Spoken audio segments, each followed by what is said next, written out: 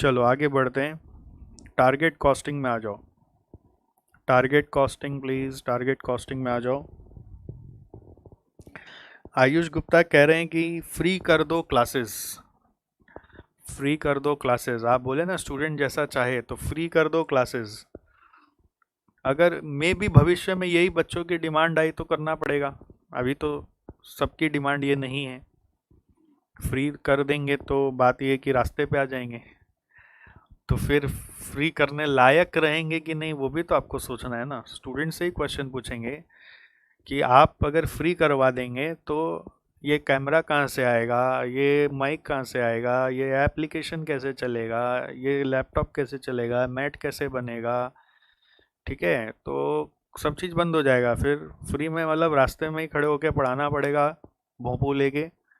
और आप सब हमारे क्या बोलते हैं, सुनने सुनने वाले छात्र में भी आके मुझे घेर के खड़े होंगे रास्ते में, तब चलेगा फ्री में तो।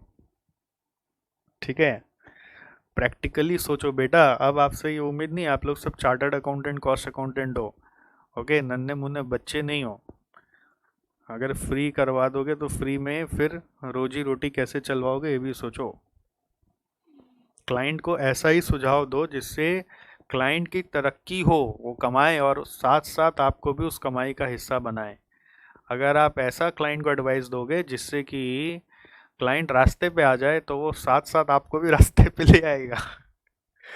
ओके, चलिए।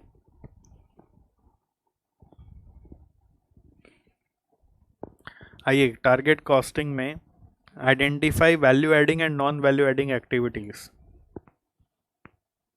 तो value adding non value adding actually इसलिए बता रहे हैं क्योंकि टारगेट कॉस्टिंग में, ठीक है, आपको एक बार रिकॉल करा देते हैं स्टेप्स क्या क्या थे।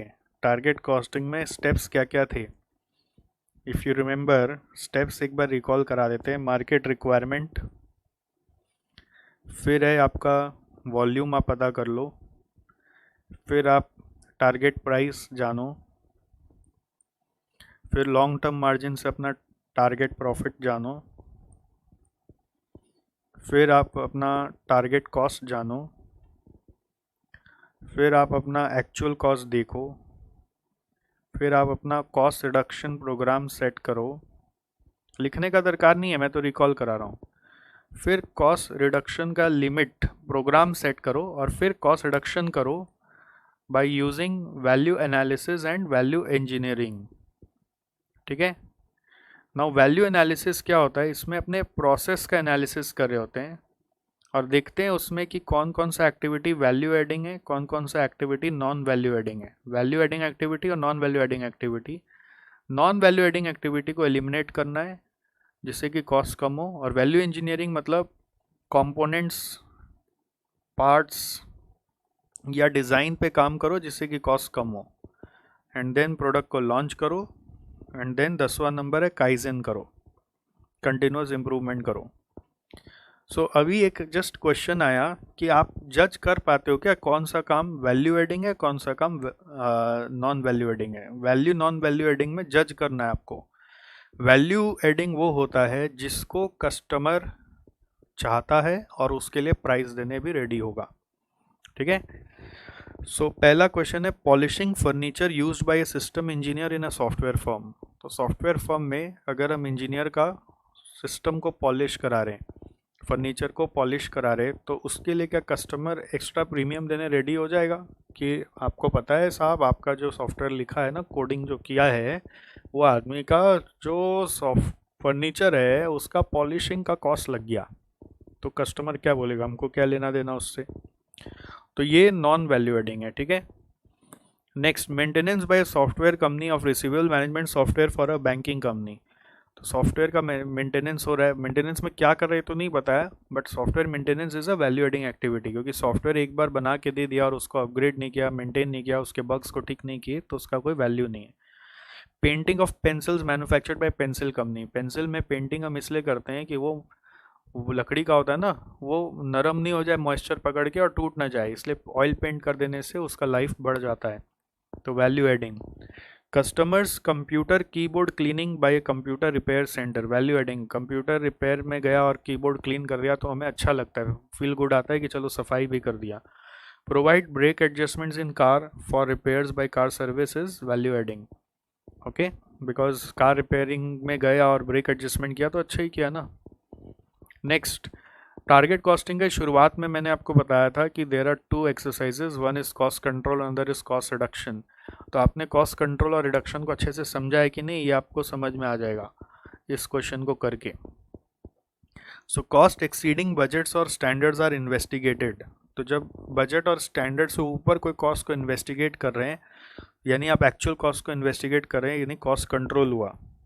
ओके, आप कृपया करके ना अपना आंसर एक साथ टाइप करें, मतलब अगर आप सारा एक साथ टाइप कर देंगे तो मैं चेक कर पाऊंगा, क्योंकि एक एक करके यदि आप चाहे टाइप कर रहे हैं तो मुझे ये समझ में आ रहा है कि कुछ स्टूडेंट्स मेरे से थोड़ा सा लाइव में पीछे पीछे आ रहे हैं, मेरे से कुछ 10 सेकंड पीछे हैं, कोई 20 सेकंड पीछे हैं, कोई मेरे से 1 मिनट पीछे भी आ रहा है, तो मुझे आंसर रिलेट नहीं हो रहा। ठीक है, आप गो लाइव दबा के पहले मेरे साथ आ जाइए और फिर आंसर एक साथ टाइप करिए। फर्स्ट वाला है कॉस्ट कंट्रोल, प्रिवेंटिव फंक्शन है कॉस्ट कंट्रोल, करेक्टिव फंक्शन है कॉस्ट रिडक्शन। ऐसा मैंने आपको पिछला दिन समझाया भी था टारगेट कॉस्टिंग में। कॉस्ट कंट्रोल प्रिवेंटिव क्यों है? क्योंकि यहाँ पे स्टैंडर्ड कॉस्ट को पहले से एस्टिमेट कर लेते हैं और फिर देखते हैं कि एक्चुअल कॉस्ट उसी के लेवल पे आया कि नहीं आया। कॉस्ट रिडक्शन को करेक्टिव क्यों बोलते हैं? क्योंकि एक बार फिर जब एक्चुअल में कॉस्ट ज़्यादा आ जाता है तो हम सोचते हैं कि अब चलो कैसे स्टैंडर्ड को कम करें, तो कॉस्ट रिडक्शन होने के बाद, एक्चुअल होने के बाद सोचा जाता है। Measures to standardise for increasing productivity, standardise कर रहे हैं फॉर इंक्रीजिंग प्रोडक्टिविटी, यानी स्टैंडर्ड से खेल रहे, कॉस्ट रिडक्शन हो गया। If you are playing with standard it is cost reduction. Next है provision for proper storage facilities for material, it is cost control. Proper storage मतलब जो है उसी को ही ठीक करना चाह रहे हैं। Continuous comparison of actual with standard set is cost control. Challenges the standard set, cost reduction. Value analysis is cost reduction. Cost reduction में बहुत सारे तरीके हैं ना, value analysis, value engineering. Okay, next, okay, you have given me the correct answers, control, control, reduction, ये fourth वाला control है, या ऐसे आंसर ठीक टाइप किया आपने सिमी मुरार का। एक साथ सारा टाइप करने से मुझे भी समझ में आ गया कि आपका क्या सही हुआ है, गलत हुआ है। Correct, thank you. आइए नेक्स्ट क्वेश्चन है नंबर 3। ये एक्चुअली टारगेट कॉस्टिंग से जुड़ा हुआ नहीं है, कॉमन अंडरस्टैंडिंग से जुड़ा हुआ है। ये तो मैं रेगुलर क्लास में भी ये सम कराता हूँ, जिसमें आपसे डिस्कस कर रहे हैं कि आप ये बताएं कंपटीशन में किसको कोई नया ऑर्डर, नया कस्टमर मिलने का चांस ज़्यादा होता है। हिंदी में बोलें तो आंसर ये है कि the one who is more fit. More fit means जिसका पेट भरा हुआ है वो ज़्यादा कस्टमर को उठा लेता है। Big players always catch up the new customers of the market. Okay, the one that is more fit, the one that is more, the one that is having more surplus can easily attract new customer by giving them products at or less than variable cost also. ठीक है, तो two identical companies A and B manufacture and sell an identical product with the same cost structure. Selling price is 10 rupees, variable cost is 6, same in both the companies. So there are two companies, both are having selling price 10, both are having variable cost 6. Capacity is 25,000 units in both the companies and fixed overhead for both the companies are 35,000. Both the companies are aiming to a year-end profit of rupees 15,000. तो ये दोनों company के लिए सारा detail same है। The year is almost coming to close. Company A has already sold 10,000 units. So you can see contribution per unit here is 4 and 4. So units sold by A is 10,000. And company B has sold how many units? How many units? Company A has already sold 10,000 and can make and sell additional 15,000 because उसका capacity 25 है तो 15,000 और बेच सकता है. While company B has already made and sold 20,000 units. So company B has already made and sold 20,000 units. So total contribution will be 40,000 and here it will be 80,000. Total contribution will be 40 and 80. Okay. Fortunately at this junction company C, एक नया company आ गया, wants 5,000 units of the same product. It invites competitive quotation from A and B.